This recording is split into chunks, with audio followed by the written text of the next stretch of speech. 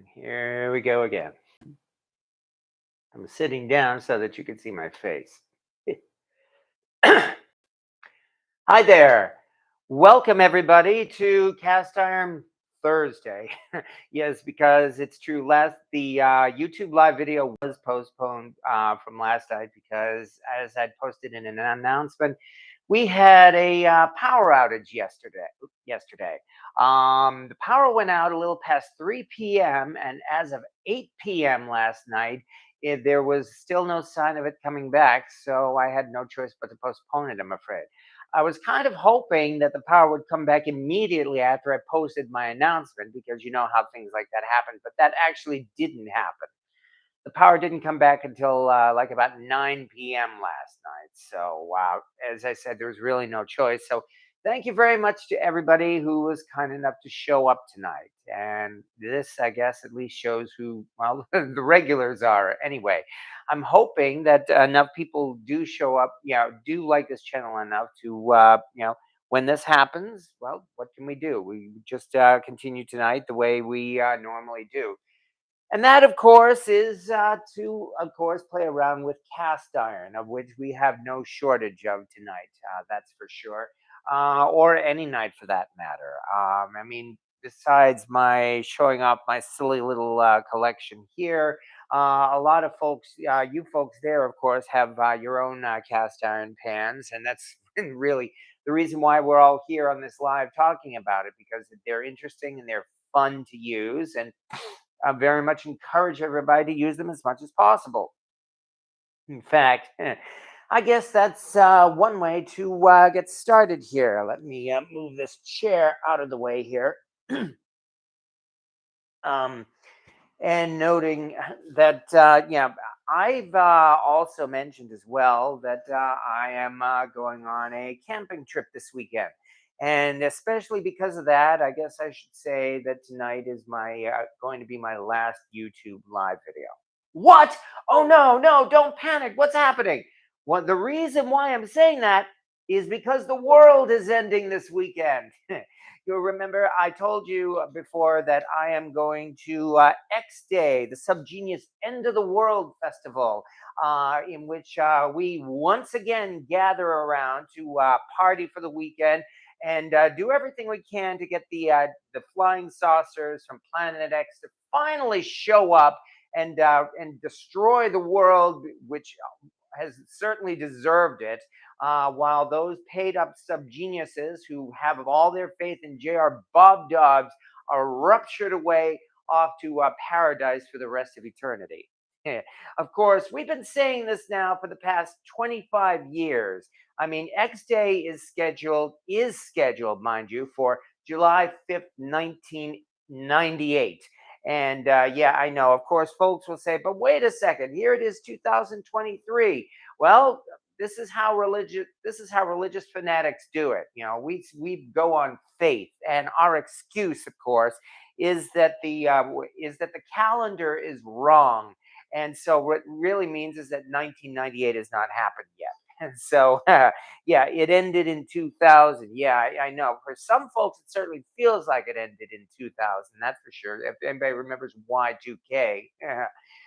Oh, yeah, it seems like they're predicting the end of the world every other week. But of course, that's not the subject for tonight. I'm really saying that because, of course, again, I am off on a camping trip this weekend where we are, whether or not the world ends, we are, of course, going to be having a great time. That's for sure.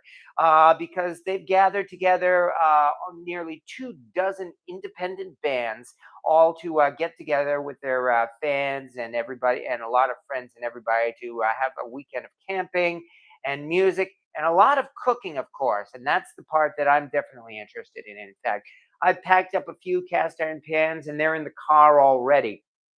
I think I should say, in fact, one of the pans I packed up was my 16 quart Bayou Classic cast iron cauldron because I am going to be doing jambalaya tomorrow.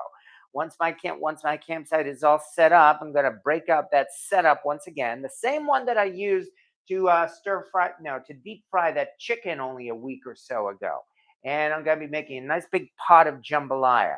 And assuming the battery on my phone holds out, I certainly do intend to record it for all of you folks because, we really can't miss jambalaya in cast iron. Well, yeah, what pans are you taking? Yes.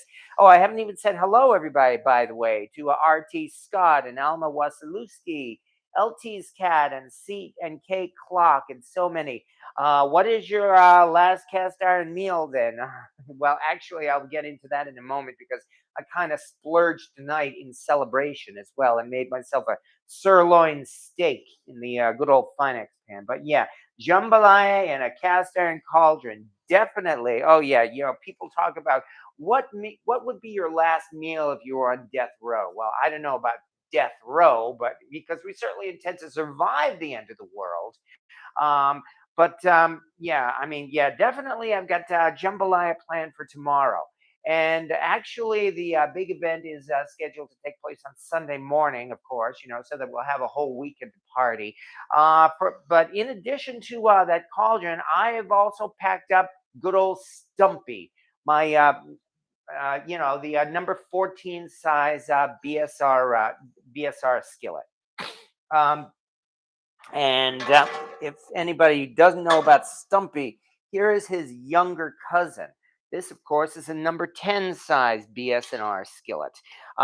Stumpy has a helper handle on the end, and of course, he's a lot bigger, but other than that, he's pretty much the same thing as this. Good old Stumpy here. I've got a couple of uses for him as well because I've got a, nice big burner for that cauldron, and I figured I might as well use that burner more than once. And I'm going to take old Stumpy and put him on the burner. And there we go. I've got myself a griddle so that we can have a nice pancake breakfast on Saturday. And on Sunday, I'm even thinking of using old Stumpy to make a big pan full of SOS, beef and sausage gravy and all that. So, yeah, because there's got to be like about 100 people at least, or that's what we're aiming for. We figure with 2 dozen bands, we should be able to gather together 100 people for this camping weekend. And there's going to be a lot of potluck and food sharing. And so that's why I really hope to be able to cook for a lot of people, right? I mean, besides that jambalaya. I also have one other project scheduled for Saturday, and I'm not sure if it's going to be a success. It's kind of an experiment. I'm going to take old Stumpy and make one of those giant cookies that I love making. Except that I'm going to do it in the outs. I'm going to do it over that burner. There's no oven out there, but I've been looking this up and found that yes, you can actually bake cookies on a stovetop in a covered pan as long as you keep the heat low and slow. You can indeed bake yourself a cookie. And so I figure I might give this a try. Where is this, Alma? Yeah, Alma. We're only about an hour or so. It's about an hour or so drive from from where I am here in the Binghamton area of New York. The town is called Spencer, New York, and interestingly enough, the gathering place is a campground called Fool's Hill. And so, if you look it up, you will see all the details of that. Hello, Pawpaw Dan, and everybody else as well. So, hello to that. I'm not just going to be talking only about the festival, of course. I mean, the whole point here is cast iron. But yeah, like I said, I'm looking forward to an interesting weekend of doing some cast iron cooking, and hopefully a little bit unusual because instead of taking, well, everybody else is going to be doing this too. I'm not the only one who's going to be cooking it. Everybody's going to be taking their grills and slapping on their burgers on them and their hot dogs, and that's great. Who doesn't love hot dogs and burgers and everything like that? But I like trying to be a little bit different. And that's why, as I said, that's why I'm cooking up a cauldron full of jambalaya and looking to hopefully make a nice big giant cookie and doing an SOS breakfast on Sunday just before the end of the world. So, yeah, I certainly hope. Yeah, this is my first time going to this festival. In fact, to be absolutely honest, I mean, granted, I've been sucked into the cult of the Church of the Subgenius.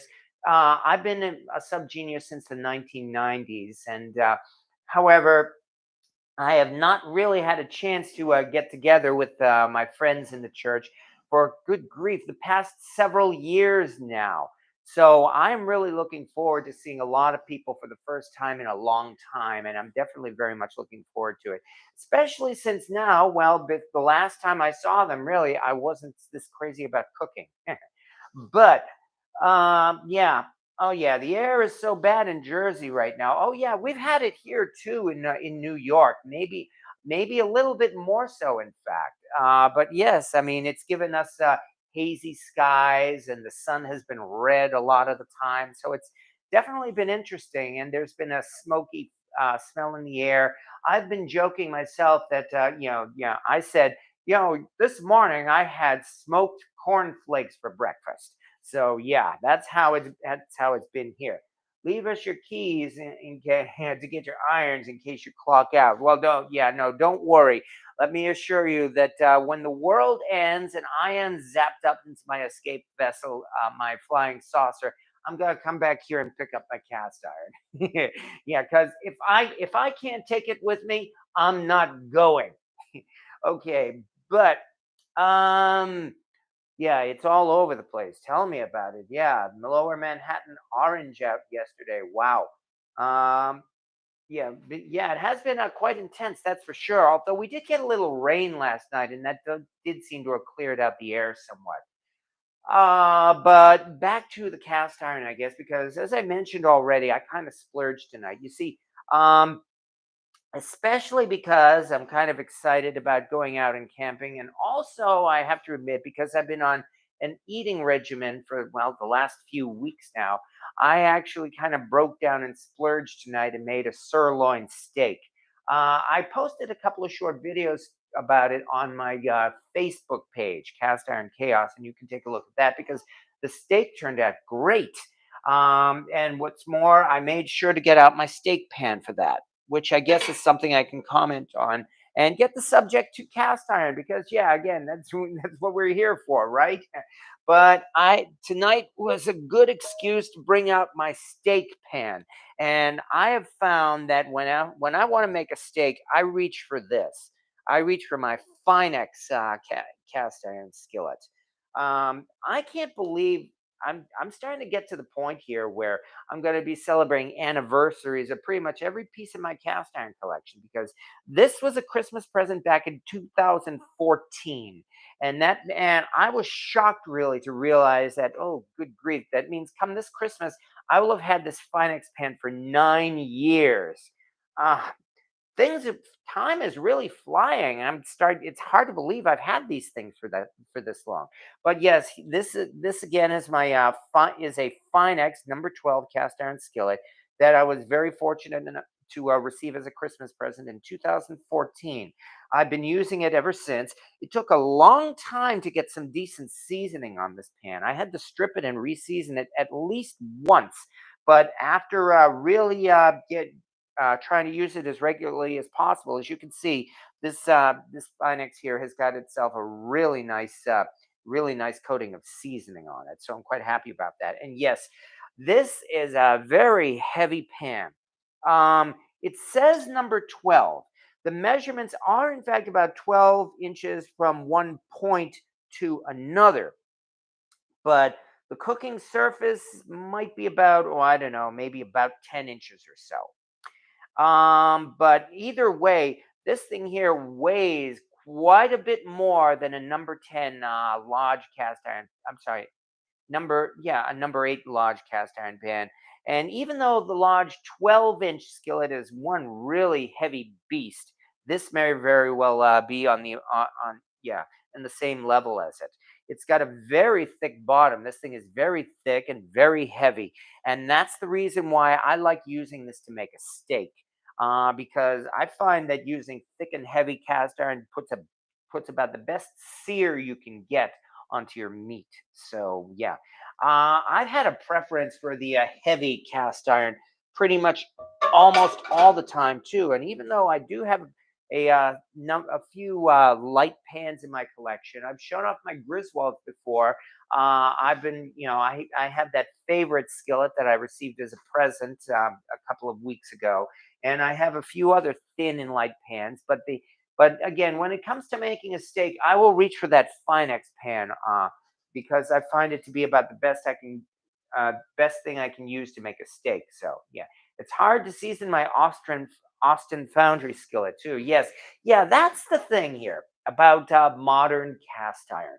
I'm not calling that a flaw, and I'm not saying it's a disadvantage. But you know how all of the newer cast iron foundries, whether it's Austin Foundry or Finex or Field or Stargazer, all of them, they all started out by by polishing and grinding their cast iron to a really glass smooth surface, and it looks wonderful and it feels wonderful and it cooks wonderful. And yet, as we all say, it's pretty hard to season. That seems to be the case with almost all of these new cast iron pans. I mean, like I've also shown off before. Gotta be careful. I've also shown off my Stargazer skillet here, which I have had now. This I've had since 2019. So even this is going on 4 years old. And it's taken almost 4 years to get a decent seasoning on this Stargazer skillet, too, especially because it's got a nice smooth surface. So yeah, the smooth surfaces, they look really wonderful, including the vintage Griswold, as not to mention, or and other pans as well as the modern ones. But they're definitely harder to season than like say a modern day lodge skillet. That's for sure. So terrific score, Val. What did set you back? Okay, what do we do? What are we doing here? We went to the Lodge factory. Oh, and getting a new. Oh, you got a, Dutch oven from the Yellowstone series. Well, congratulations on that as well. Lighter than my number 8 Griswold. I have a sinus infection. Well, I'm sorry to hear about that, New England Vermonter. Just you do your best. I scored a weight pack. I believe now it is weight pack. Oh yeah. Um, Number 8 says Val's Black Cat rules. Nice. Well, there you go. That's just it. If you just keep if you just have patience, then the cast iron treasure hunt will pay off. That's for sure. So we ended up after a week of getting the whole series. Any info on a CHF diamond logo? A broken diamond logo is rare. Please show any CHF you have on your rack. About the best I could show off would be, in fact, my diamond logo pan. And I'm trying to see where it is. Clang, clang, clang. Is this it? Just one moment, please. This is. Here it is. Yeah. Good. Okay. Oh, yeah. Yeah, even I have trouble finding everything in my collection. But yeah, you wanted to talk about a diamond, CHF diamond logo pan. Well, here is one. This one actually happened to be my grandmother's pan as well on my father's side. In that, yeah, it's exactly what you said. It's a Diamond 8 logo. Now, when you're talking about a broken diamond, I guess you mean that the little diamond here on the side, on the bottom here, must not be complete. I don't have a lot of information about these pans, but I'd have to think that it most likely might have been a casting flaw in that case. Especially when we consider that these things really were not meant to be anything special. I mean, that would be one reason why they only put the size number in the diamond here on this, and they didn't put a manufacturer's logo on it or anything like that. It's still a wonderful quality cast iron pan. You know, again, it's got a glass smooth surface, and it is really great too. I use this, in fact, to christen my brand new gas stove. Well, new to me, gas stove, in fact, with a steak. This was the pan I used for it. So, and I'm quite happy about that. Do you have any CHF hammered? I do not, I'm afraid. I've seen them out in the field. I've seen them at antique malls, but have not been able to score a CHF hammered. That's for sure. Because like so many people, when it comes to the treasure hunt, most of the time, I'm a cheapskate, and I'm not going to pay 90, 100, $200 for a CHF hammered skillet. If I'm lucky enough to find one at a dirt cheap price, then I'll almost certainly snatch it up. But other than that, I really, as I said, no, I unfortunately do not have any of that in my collection. The only hammered pans I had past tense in my collection were three ugly hammered skillets. I'd managed to acquire them on in three separate places, and I made a set out of them. And then going on a year and a half ago, when I was doing some giveaways on these YouTube lives, I gave away that set of hammered pans. In fact, I believe they went to Jose Latias, if I remember right. But the reason why I gave them away was just that was because I wasn't getting enough use out of them. I mean, I've said how many times I've got a collection like this. It's hard to rotate through all of them, and so I really did not mind giving them away, and I still don't. Yeah, the funny thing about this particular diamond skillet is that it has a sand shift casting flaw on it that looks like a gate mark, in fact. But I mean, considering this thing dates to about the 1930s or so, I'd have to say it's almost certainly not a gate mark. So, um, but CHF had bought out Favorite in those days. I mean, the Favorite Foundry, again, they were purchased by Chicago Hardware Foundry, and that's why it's believed this may be the last generation of Favorite pans made. In fact, just around the time when CHF bought them out. So definitely, you could say that they did really not consider this to be anything valuable. Who knows why they were producing it? They were probably producing it just to meet their quota more than anything else. So, but as a result, we end up with a treasure like this. Strong's Adventures. Rhonda's not feeling well. I have a short amount of time. Oh, I'm sorry about that. But of course, obviously, comes first, and I hope everybody does well. So, had to be just for show. Stay safe, Strong. Yes, exactly.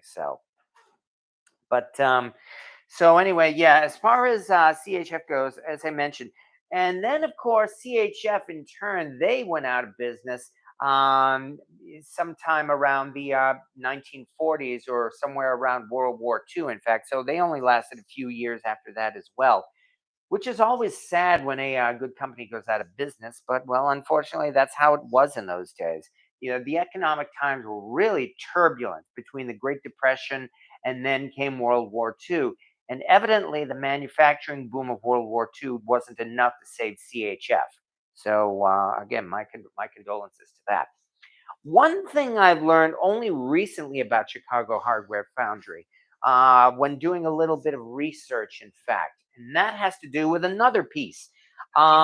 You've seen this before. I've shown this before, and you've probably seen this as well. This is the lid I have to a new idea skillet.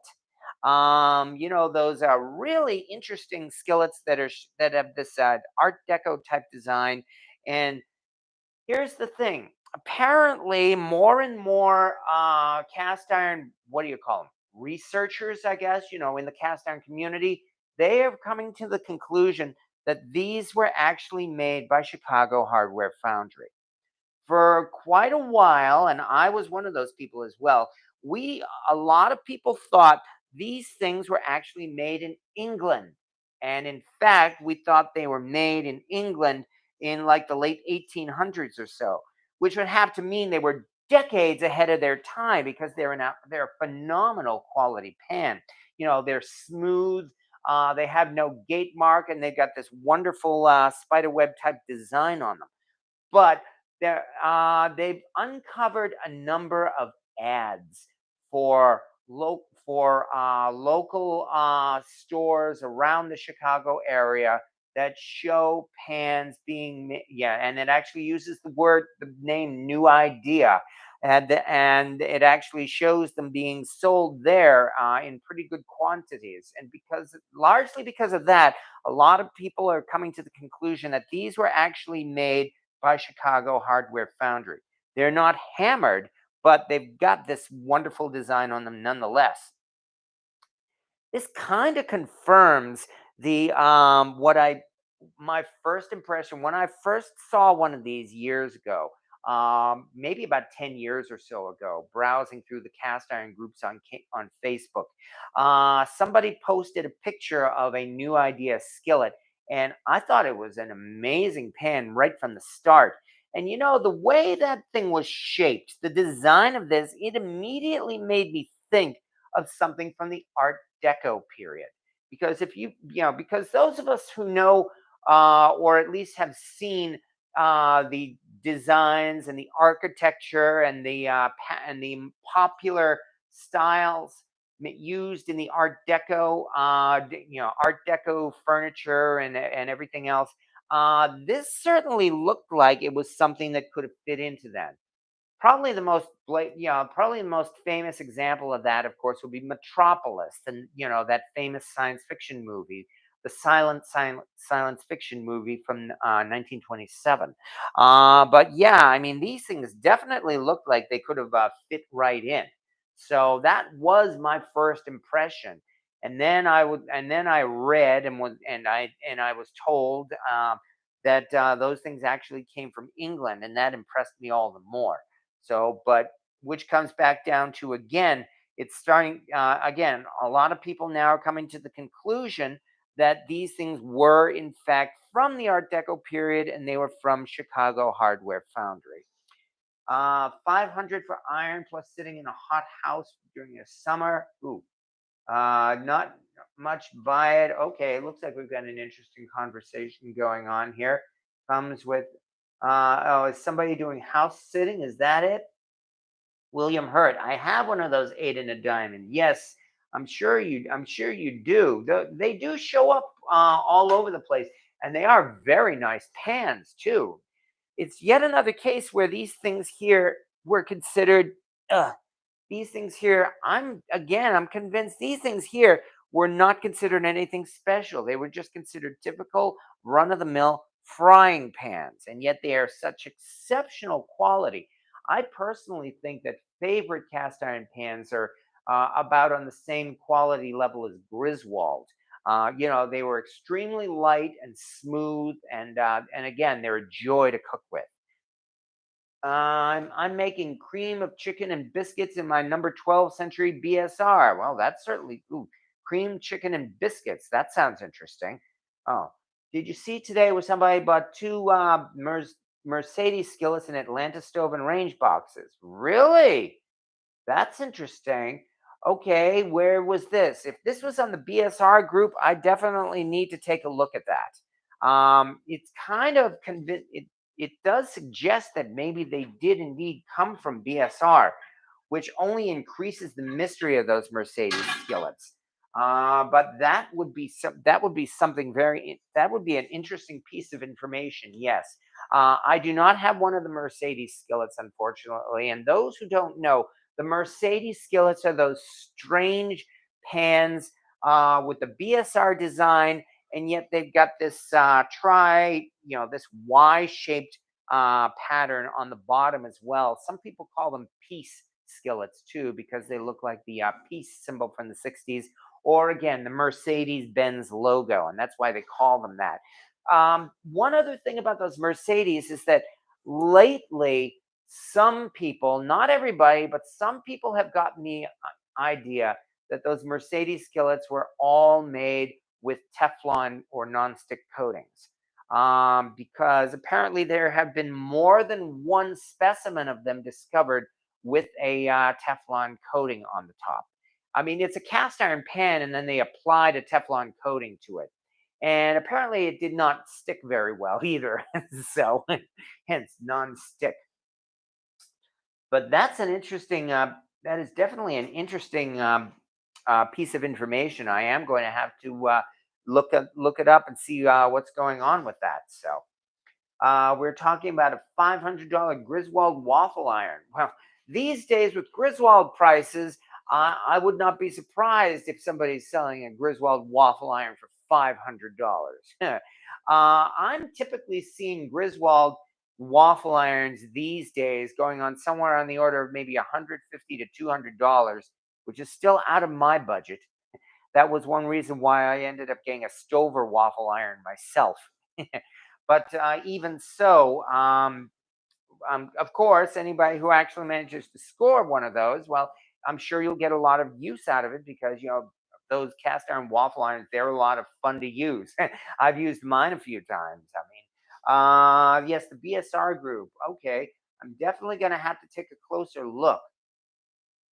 They have Teflon coating too. This is all very interesting.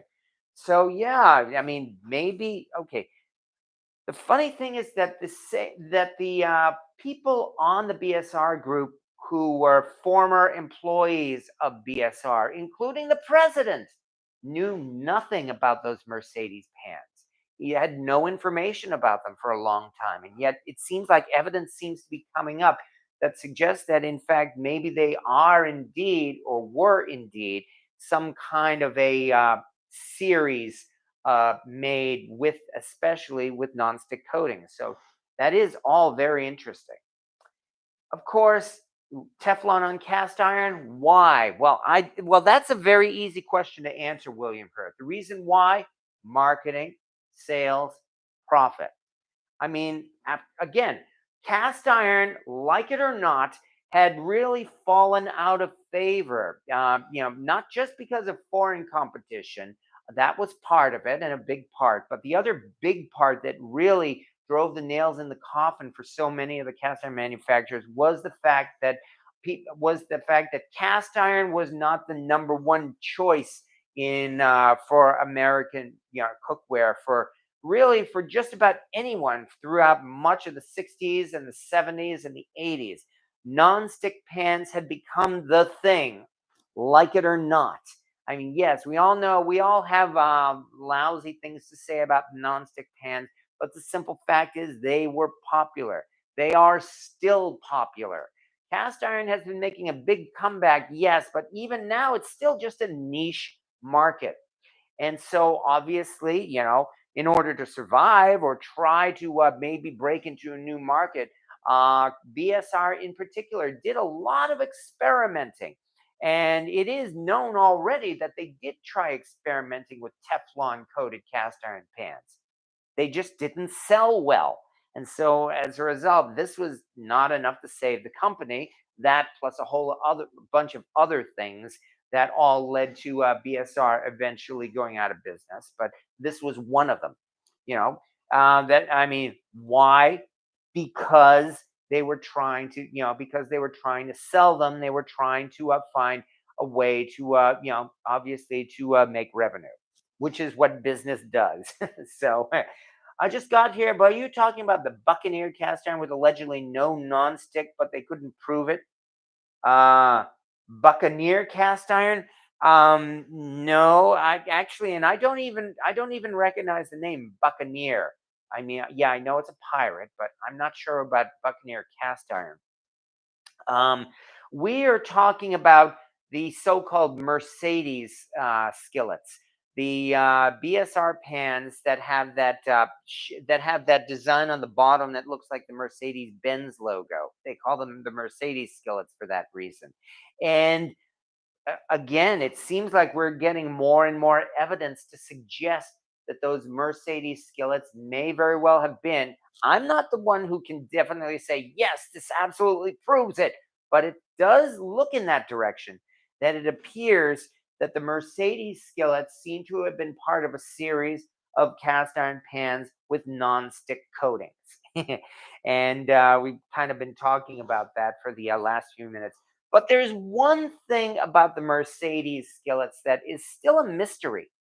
There are also Mercedes skillets that have the Wagner design, the unmarked Wagner design. It actually says like 9-inch skillet and made in USA, exactly like unmarked Wagner pans were, which that is still a mystery. And why are they there? If they were made by BSR, why are there pans that look with a design on the bottom that look like Wagner? I don't have an answer for that still. So uh, I got it through Kickstarter, but got my money back because they could not prove it wasn't coated with some kind of nonstick chemical coating. Oh, that's interesting. I see. So you're saying somebody actually started up a GoFundMe or something based on the idea that it was nonstick cast iron. I missed this. I did not have that. I mean, I was completely out of the loop on this. I had not heard of it, but it's an interesting story. I'll say that. All right. It has a smaller eight with no letter, so it's not Red Mountain, right? Um, it's certainly possible, yes, that no, there were a lot of Red Mountain series in particular. There were especially around the time of the handwritten series, there were a few pans made, and they've been discovered that seem to only have the size number and somehow skipped the letter of the mold. And most of those we're thinking probably were just simply because they made them and they really didn't care that much. There were a lot of those little weird typos and unusual ways that the size numbers were put on the pans, especially in the Red Mountain series. There's one kind of Red Mountain pan. In fact, they call it the 8 o'clock skillet because there have been several of those pans shown with an identical mark rather than the let me bring one out here. Rather than just talking about it, I should show. I don't have one, but yeah, here is a typical Red Mountain pan, with a 3G on the bottom. But for a number of Red Mountain pans, there have been several discovered that all have a number 8 and 3 dots, and they're in the 8 o'clock position rather than here on the bottom. Because of that, they've been called the 8 o'clock skillet. So they're interesting little differences like that.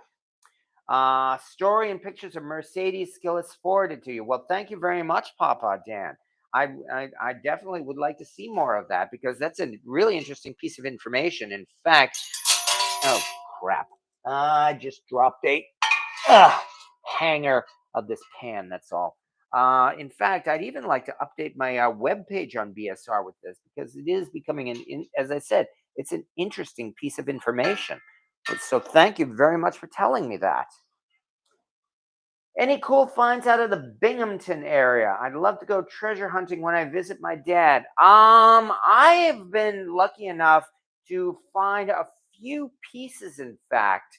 Nothing extremely rare, nothing absolutely out of the ordinary, but I've managed to make a couple of decent scores here. Here in the Binghamton area, in fact, there is one particular flea market that is actually one of the better flea markets in the entire area. I knew about this flea market even before I moved out here. Because again, I've been visiting this area for the past several years. As I mentioned, I have dear friends in Oneonta who I visit regularly, and largely because of that, I knew this area even before I moved out here. There is a flea market right here in the Binghamton area called Jimay's, Jimay, Jimay's Flea Market, and it is pretty darn good in terms of quality. It's not the largest flea market you'll ever see. I've been to larger ones, but the vendors in that particular flea market are all you often have some pretty interesting stuff. Just 2 weeks ago, I was there, in fact, on a Sunday morning, and I came across a small logo Griswold. It was rusty, and the guy said, 15 bucks. And I passed up on it. Why? Because I honestly, I honestly really didn't think like it would be worth it for me. I'm not a seller. That's why. So I mean, really, it was a small logo Griswold number 8, and all I could think of at that moment was, I have way too many number 8s already. So when I looked again, it was gone. Somebody else snatched it up. So don't go traveling out here just to look for that pan. But that particular flea market seems to have scores like that every so often. So it's one that I like to browse on a regular basis because it's a very good flea market. Oh, nice Mickey shirt. Well, oh yeah. Thank you very much for that too. Yeah, this is something that I'm not really talking about. I'm just having it. I'm just wearing it because it's something nice. I like to think I'm doing something good by wearing this, by making a statement. But that's all I'm going to say because that's not the subject of tonight, and it really shouldn't be that important either. Okay. Life is ruled by number eights and number nines. Yeah, it certainly seems like it, doesn't it? If I was going to suggest to anybody for what their first cast iron pan should be, it would almost certainly be a number eight cast iron pan. In other words, a typical 10-inch large cast iron pan. I've said this many times, and I'll keep saying it because I think it's good advice. If for your very first cast iron pan, go to Wally World or TJ Maxx or someplace and for cheap and get yourself a 10-inch large cast iron skillet, which is still probably the best inexpensive cast iron pan being made today. So I would definitely suggest that as a person's first skillet. And it's a number eight size skillet. They don't call it a number eight size anymore, but it is definitely, no, actually, if I remember right, they are still, even today, using the 8SK markings on their skillets. At least the ones that don't have any other fancy designs on them. So, yes, they are. But that is I will be singing the praises of the large 10-inch cast iron skillet for the rest of my life, not just because it was my first cast iron pan, but because it is that good. I would like it to be everybody's first cast iron pan because when you use it, it is a great way to learn how to cook in cast iron. So hope she gets to feeling better soon. Boy, a lot of people are not feeling well tonight, and my condolences for that. My own friends, in fact, they had the flu only a couple of weeks ago, but at least they're doing better now, and just in time for us to all go camping this weekend, and we're very much looking forward to it. All right, where are we now? Yeah, but anyway, so far, yeah, this has been an interesting discussion tonight, and thank you again for that information, everybody. I as I said, I definitely found that to be eye opening. All right, going up here, I'll have to take my old man and check it out. Oh yeah, exactly. I mean, I'd say you will enjoy it. So as far as flea markets go, I think it's a very good one. Hello, hello, hello. Hello, Mad Mullet 1990. Hello to all the cast iron custodians. Yeah, custodian is a pretty good word for it because definitely no, it's not difficult to take care of cast iron, but you do have to take care of it. You can't just let it sit around gathering rust, literally. Otherwise, otherwise you've got yourself a rusty pan. And so, yeah, cast iron is interesting in that it's one of the few antiques out there that actually gets better with use. So, I mean, again, if you've got a 19th century gate mark cast iron pan, I would encourage you to keep on using it because that will keep it in much better condition than simply storing it away or putting it up for display. And besides, there are so many other good reasons to use them as well. So definitely a fan of the number eight lodge.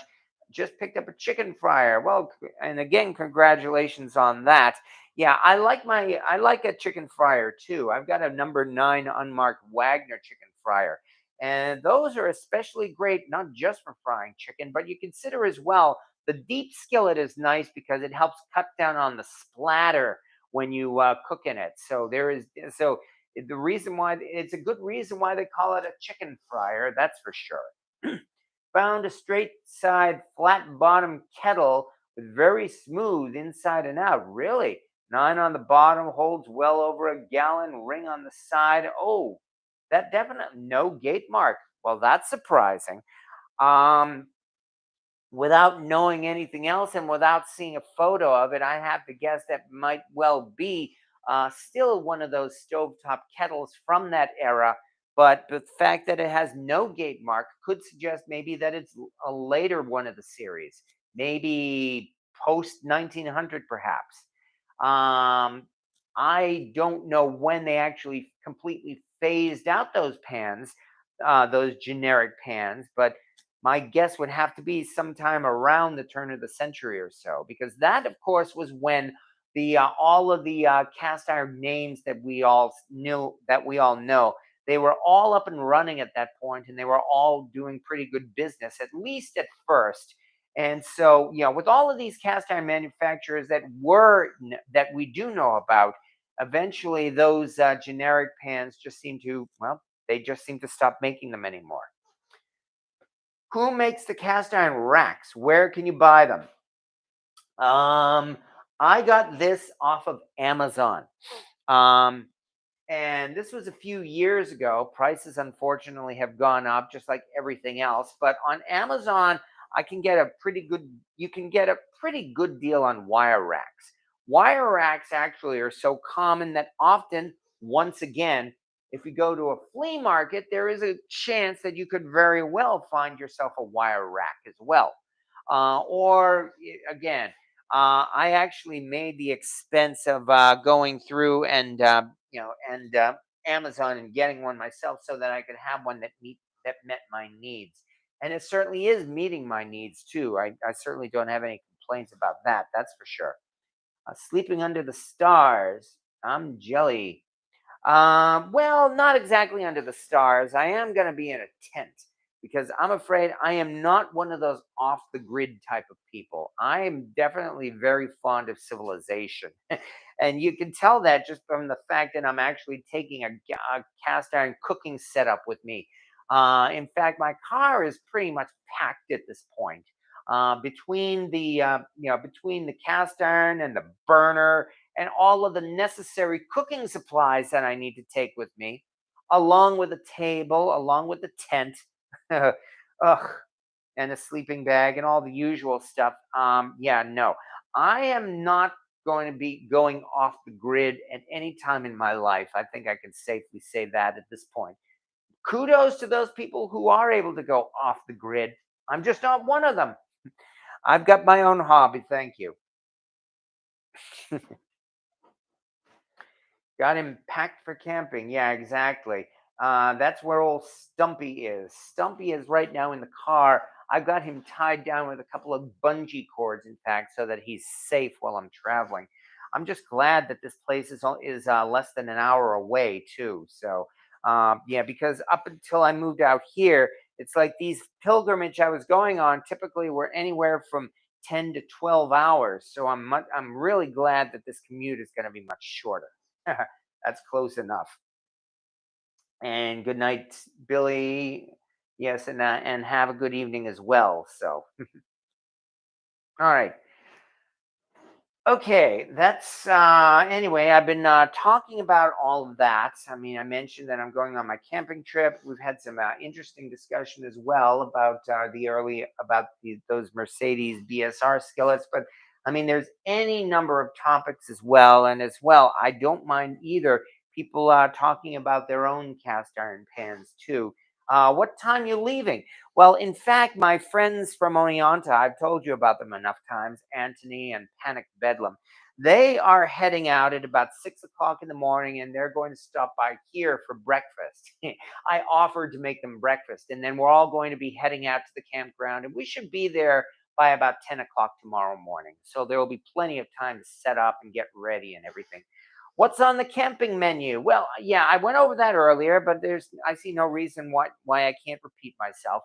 I am bringing my Bayou Classic 4-gallon cauldron. And the first thing I'm going to do, well, after I've got my campsite set up, that is, I'm going to build up my cauldron with with my banjo burner and propane gas burner, and make a nice big pot of jambalaya. I've been preparing that jambalaya in advance as well as much as I can. The chicken, for instance, I've got cut up and it's marinating in the fridge right now. I also have about 3.5 pounds of smoked sausage to go with it because you need all that for a good jambalaya. There will still be some prep work. I mean, I've got the Trinity, but I'm not going to chop up the Trinity until there, so that it'll be nice and fresh. So that's the first thing. This again, this is kind of like a big party festival where a lot of potlucks are going to be going around, and that's why I'm making a big pot of jambalaya to share. And then after that, I hope to take part in a pancake breakfast on Saturday morning. And here's where old Stumpy is going to come in useful. Stumpy is going to do some outdoor cooking on Saturday morning. I'm going to take the same propane burner that I use for the cauldron, and I'm going to put Stumpy on top, and he is going to be a nice griddle. I figure I should be able to make at least 5 or 6 pancakes at a time on good old Stumpy. So I'm looking forward to that. Hope you have plenty of ice. I hope so too, but we will have to see about that. Captain Kirk went to an auction last weekend, and I couldn't believe that there was a number 13 favorite and it went for 4K. Ouch. Wow. Oh, yeah.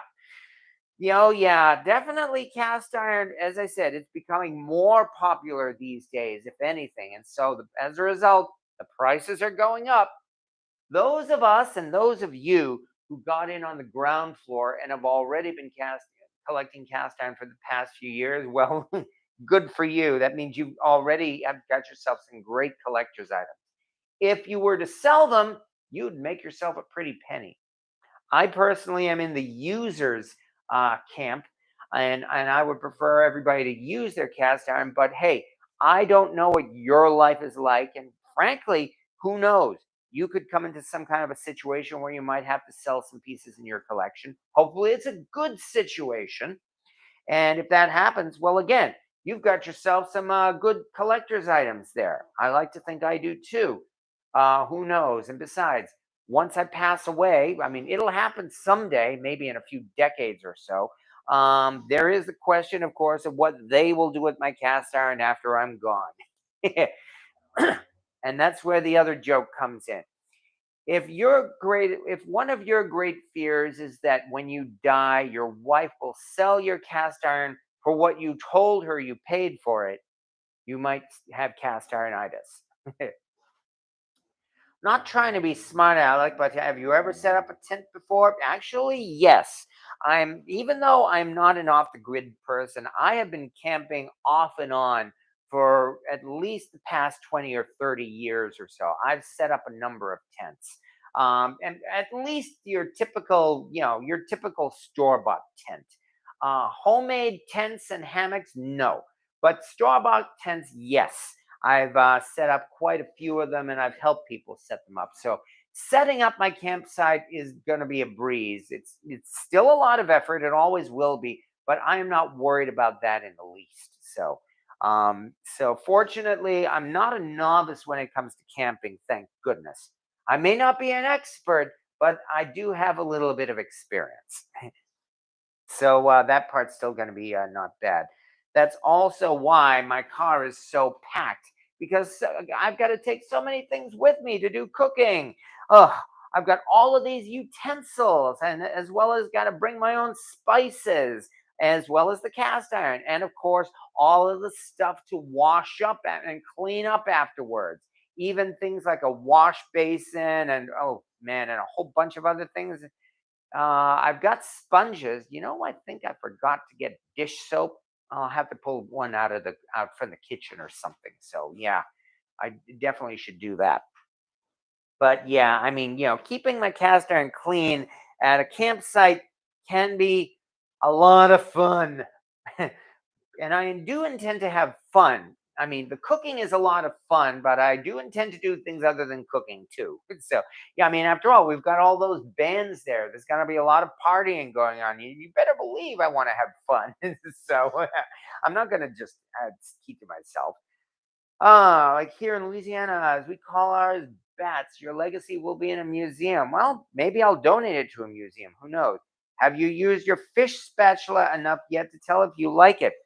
Um, I'm st- I'm going to keep on using it at this point. I've used it a couple of times and I did enjoy it. I am going to keep using it. I'm not going to just leave it aside. So, um, However, because I found a couple of other nice utensils, I'm bringing those with me, and I'm keeping the fish spatula at home.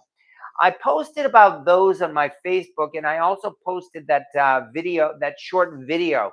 The one a couple of days ago when I posted about Volrath cast iron.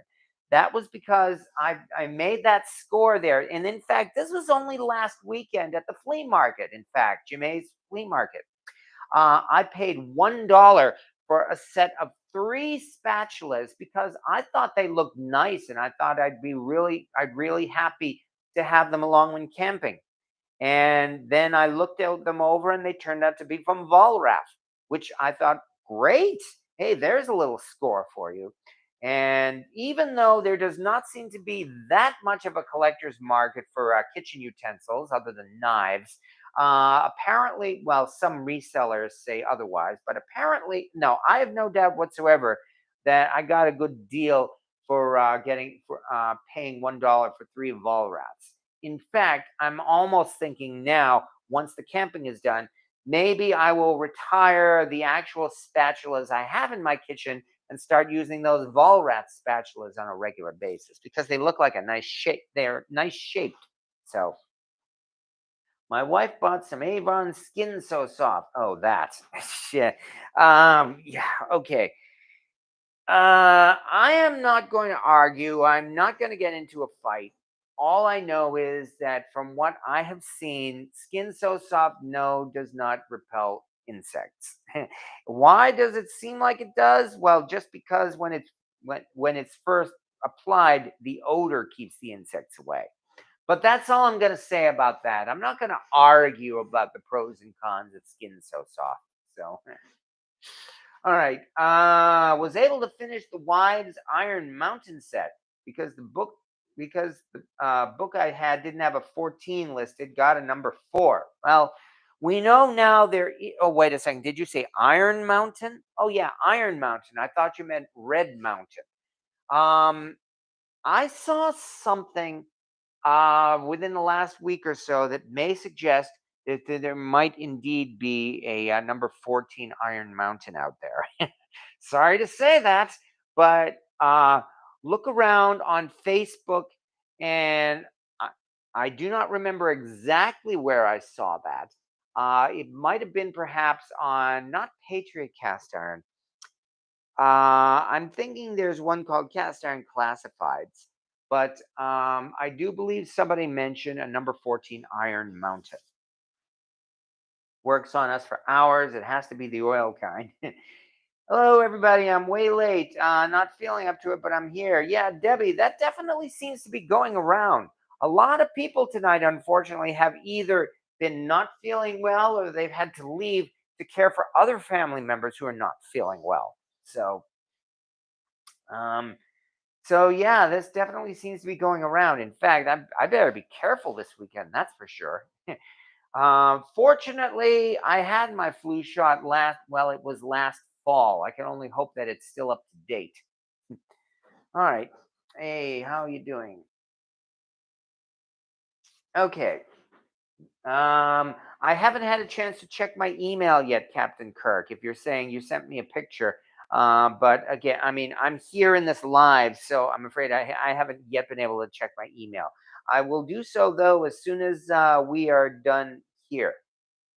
My wife bought some. Okay, I would like to be in. Yeah, I'd like to be in your will. Yeah, actually, a couple of times, not to sound morbid, I've been actually thinking about what's going to happen to my cast iron after I pass away. And again, it's only because well, you know, nobody lives forever. It's going to happen eventually.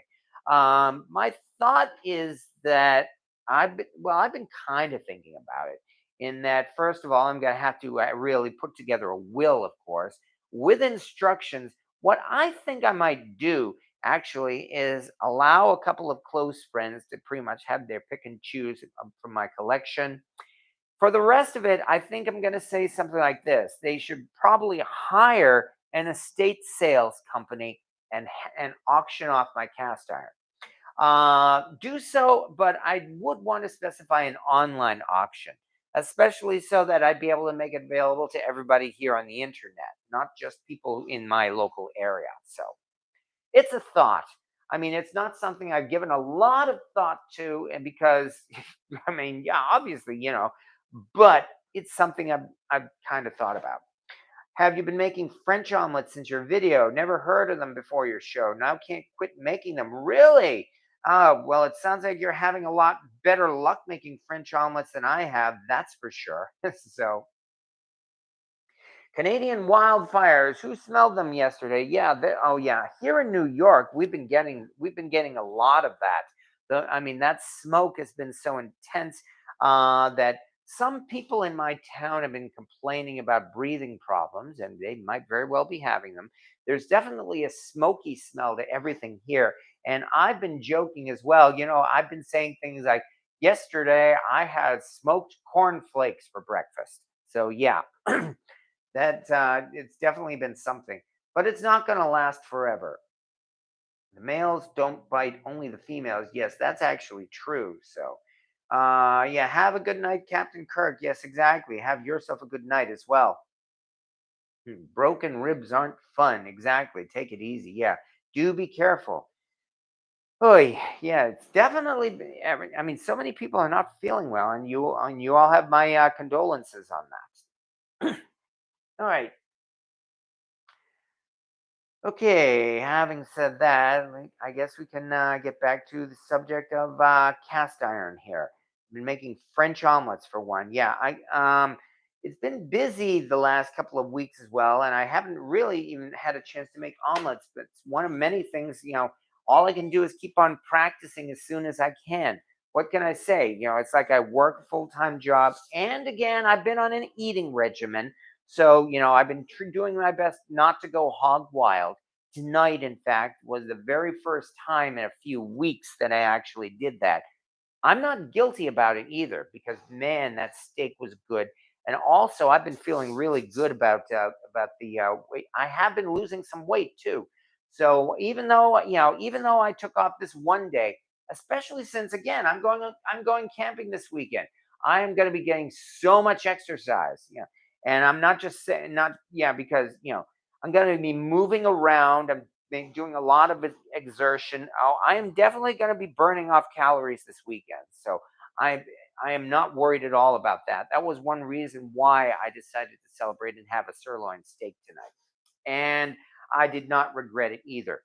As I said earlier, I made sure to use my Finex cast iron pan to make that sirloin steak because the Finex pan is so thick and heavy. I consider it to be my number one steak pan.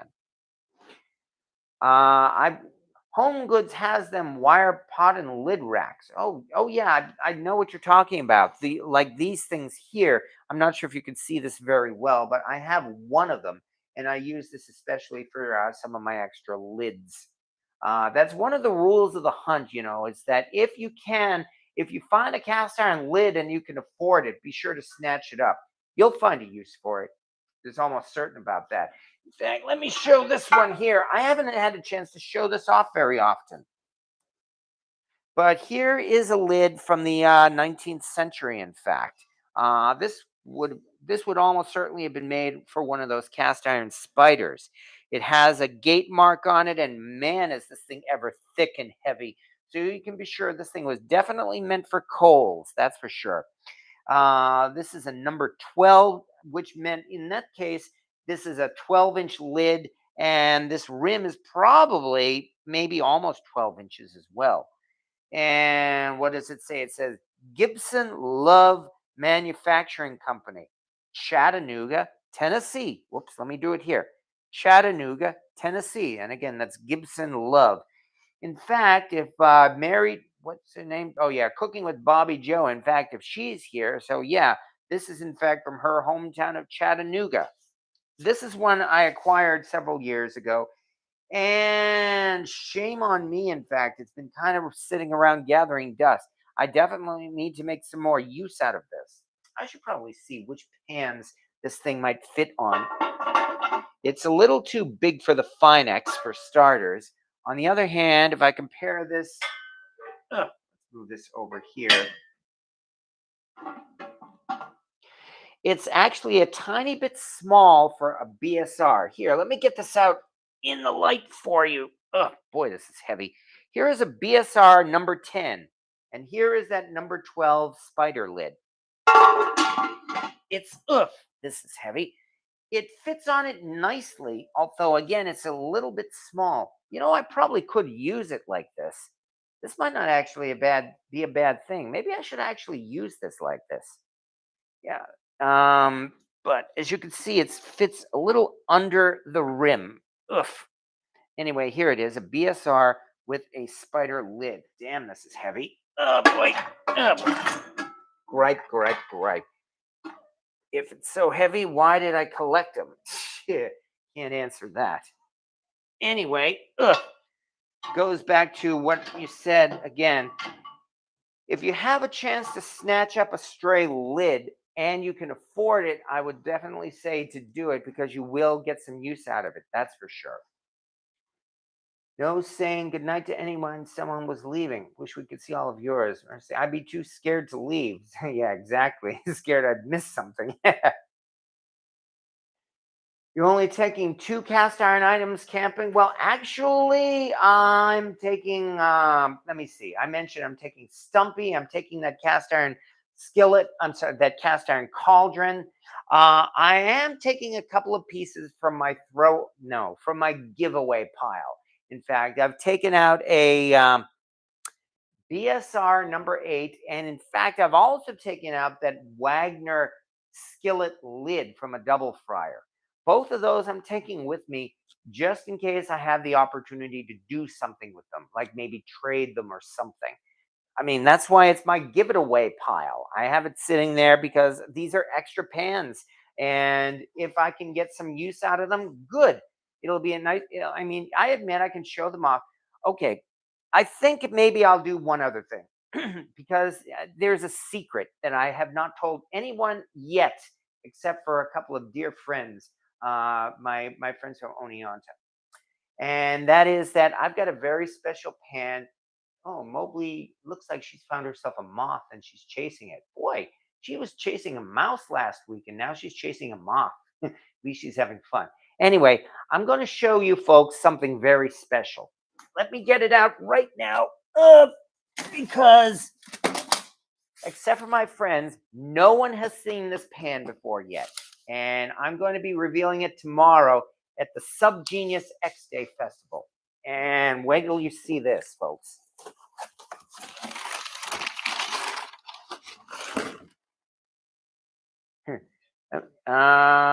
Here we go. We've got ourselves a large cast iron pan, right? Well, there's something very special about this.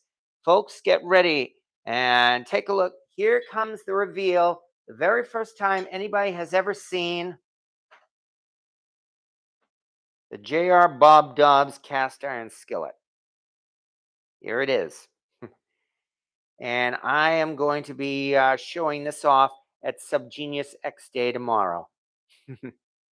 Some of you folks, if you remember Bob from the 1980s, yes, this is the very same Bob who used to show up on, on stickers, on card, painted onto buildings. This is, in fact, Bob from the 1980s, and he is on a cast iron. I made sure to have him on a cast iron skillet because, I mean, really, tomorrow, as I said, the world is ending. This is X Day, the Subgenius end of the world. And Mobley's doing a good job. She caught that moth too. Actually, I better check something. Make sure it's a moth, not a wasp. Excuse me 1 second. Okay, good, good. Yeah. She caught a moth. She did not catch a wasp. Anyway, so I thought this would be something really, really special. So I'm very pleased to be able to reveal this to everybody. This is one of those things that if and when I pass away, that is, who knows what's going to happen to this pan. Anyway, yeah, that is a secret that I've had for months, and I am so looking forward to revealing it tomorrow. So no, I'm taking a little bit more than 2 cast iron pans. However, I'm not. I mean, my car is already so full of stuff. I'm doing my. I mean, I'm having trouble fitting more of it in. And besides, I'm really just want to obviously bring stuff that I'm going to use. As I mentioned, my plans are I'm going to be making jambalaya. I'm going to be making pancakes. I want to try to experiment and make a giant cast iron cookie in the outdoors. And hopefully on Sunday, I can do a big SOS biscuits and gravy breakfast. So there we go. Hello, handsome Stone, and hello to everybody else as well. So okay. Oh, we are getting into time, that's for sure. We're already an hour and 10 minutes in, so we're doing pretty good. When are we going to get a chaos skillet? Well, in a way, we've got a chaos skillet, and I've shown it to you before, but I might as well show you again. And when were we talking about a chaos skillet? Here it is. Look at this. The stargazer, because yes indeed it does sort of have the sign of chaos on it. And yeah, I have to admit that was one reason why I agreed to get this thing. Stargazer sent this to me, if you remember, and I was more than happy to do an unboxing. And as you can see, I've been using the stargazer all this time as well, but I have to admit that the little star on it certainly did appeal to me. I will not deny that as well. So there we go. So if you're wondering about a chaos skillet, I can definitely say that's where it is too. Have fun and don't break a spring on your car. Yeah, there is that risk as well. I really just got to be careful. Okay, you had that made. I recall a company that would grind in an image. As a matter of fact, yes, I better plug them as well. Go on to Etsy. They're on Etsy. I do not remember the name. But if you do a Google search for custom made cast iron skillet, they will show up. And they seem to be the very best there is, at least right now, as far as having designs put on cast iron skillets. There are a few other companies out there that will do an engraving on a cast iron skillet, but none of them seem to come anywhere close to what that particular company did. I should really even look it up and plug it here, the name. Let me see if I can do this very quickly here. I appreciate your patience here. Let me move over to another browser and let me actually type into good old Google here. Custom made, made, spell made right. Cast iron skillet. And let's see what comes up. The first thing that comes up is Smithy Ironware. That's interesting. And we've got custom cast iron cookware, request quote, something called Bright Houseware, personalized, personal. There it is. That's the one. Okay. On YouTube, on Etsy, Legacy Machine Design. That's the one. Again, go on to Etsy, folks. If you're interested in a custom-made design on a cast iron pan, go on to Etsy. The company is called Legacy Machine Design, and they will put your design on a cast iron pan. Obviously, the price goes up with the bigger the pan you use, but they will put it on a number 3 if you want, or a number 5, or a number 8. They might even do a number 10. I don't remember.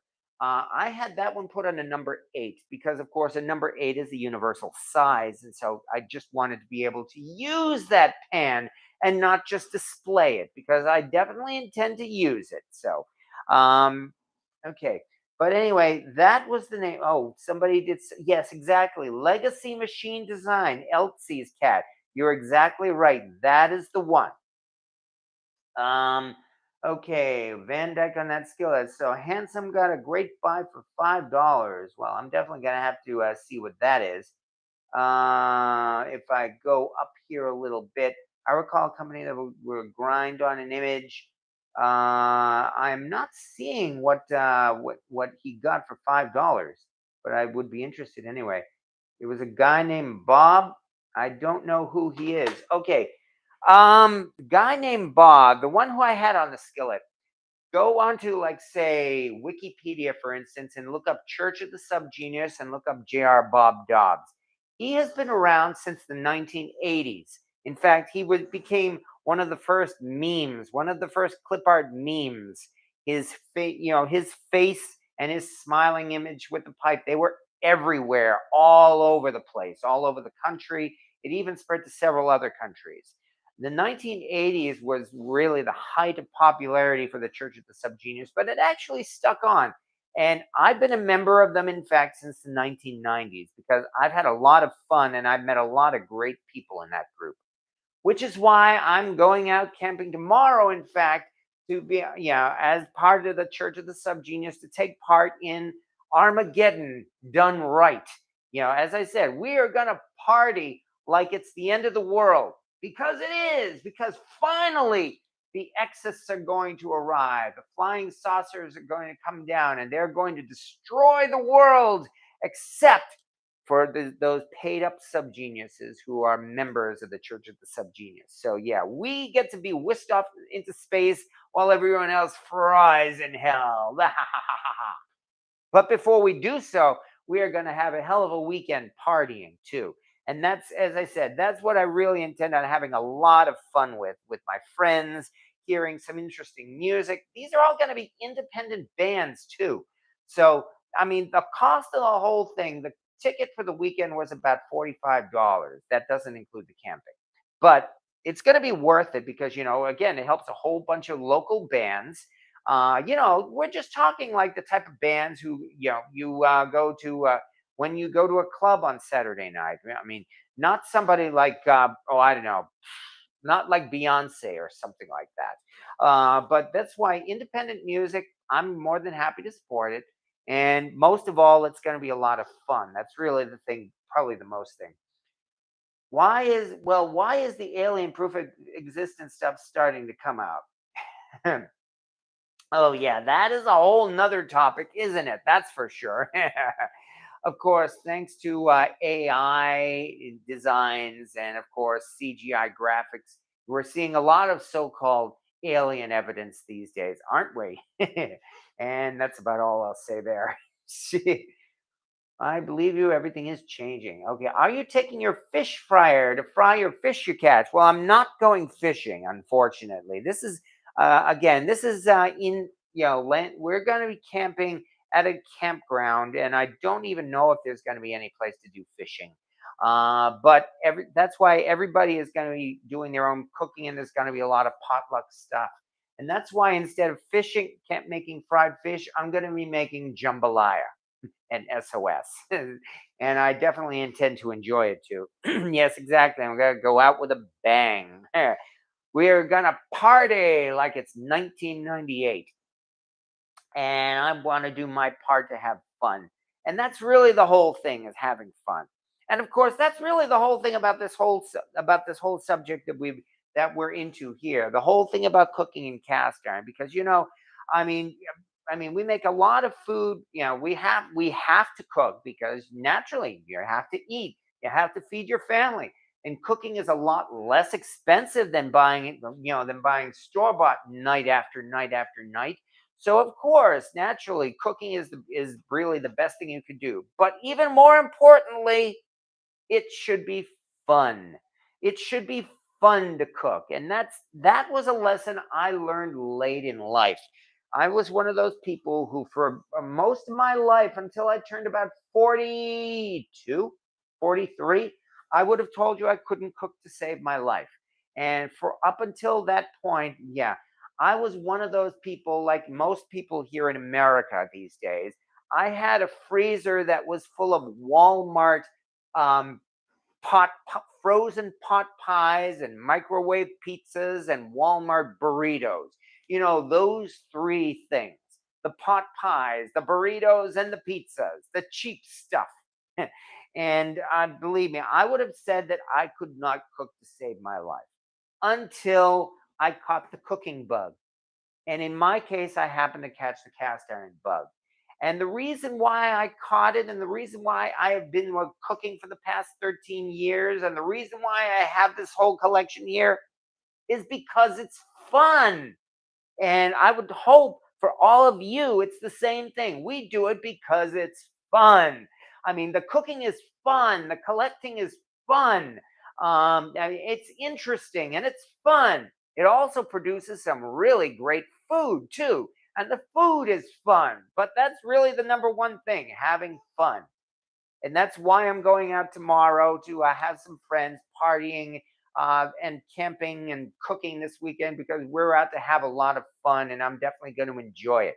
I'm going to do my best to try to record some of it too because I'd love to share my fun with you folks. You folks here, you make these YouTube live videos a lot of fun. I say this every week because I mean it every week. This has been a lot of fun for me, and it's you folks here, my having this conversation with all of you, that makes it a lot of fun for me. And I enjoy doing this, like I say every time. So I'm a so-so cook, but I've always been a world-class eater, and it's fun. You have just described me to a T, Papa Dan. I have said many times I am an amateur cook, and I will probably be an amateur for the rest of my life. But it's fun. That's really what it comes down to. So, and yes, exactly. And I hope, yeah, thank you very much, Cynthia Wesley. I'm really excited. I am excited. It's going to be a lot of fun. I haven't had a chance to do this in a few years, and I'm really looking forward to doing it again. And even so, all of you folks too, especially everybody who seems to be not feeling well this weekend. I'm hoping you folks are all feeling, just relax and have some fun too, whether it's cooking or just relaxing. Because summer's here. Let's all enjoy it, shall we? Let's all just have some fun this summer. I mean, be safe, be good, and try not to get into trouble. And let's all just have some fun. Yeah, exactly. I'm currently having fun making my dinner in a Wagner 1891 series. That all sounds great, Richard. I'm definitely catch some tree rats and rabbits and cook them while camping. That would be an interesting experience for me. I have never skinned an animal myself. Maybe I will. I don't know. I found that, yeah, I don't seem to be very squeamish. I have not had any trouble, for instance, cutting up meat or some other thing. So I'm betting that if I had the chance, I probably could skin an animal. Who knows? Maybe this weekend. But we'll all find out. But it's getting on to that time anyway. And besides, I've got to go to bed so that I can get up and go camping tomorrow. So I can only thank everybody as always for showing up. And I think I'll say this only once. Only one other person mentioned it tonight. And I'll say this all to all of you folks. You know, thank you as well for not making a big discussion of my shirt here. I mean, I'm wearing this shirt because, well, this month this is something I want to support quietly. I am not a big activist in this subject, but I think it's something good, and I wanted to support it. And I want to thank all of you folks for not making a big deal out of this because it shouldn't be a big deal. So thank you very much.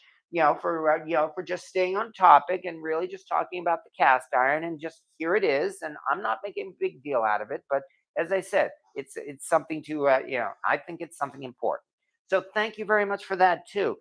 And again, thank you everybody for being here as well. So yeah, exactly. And John Surf 15, having a wonderful weekend. And Papa Dan and K Clock, Joe Moore, and everybody else too. Yeah, thank you as well for showing up on a Thursday. Like I said, we were delayed from last night. So thank you very much for being here, everybody. And yeah, everybody here, you all have some fun because if the world doesn't end, well, then we'll just have to do this all again next week. Well, won't we? So, we'll all look forward to that. And besides, next week, I'm thinking, I should start cleaning out my lie tank and taking care of all the stuff that I've collected over the past several months. So that might be a project for next Wednesday, and we will work it on it from there. So thank you.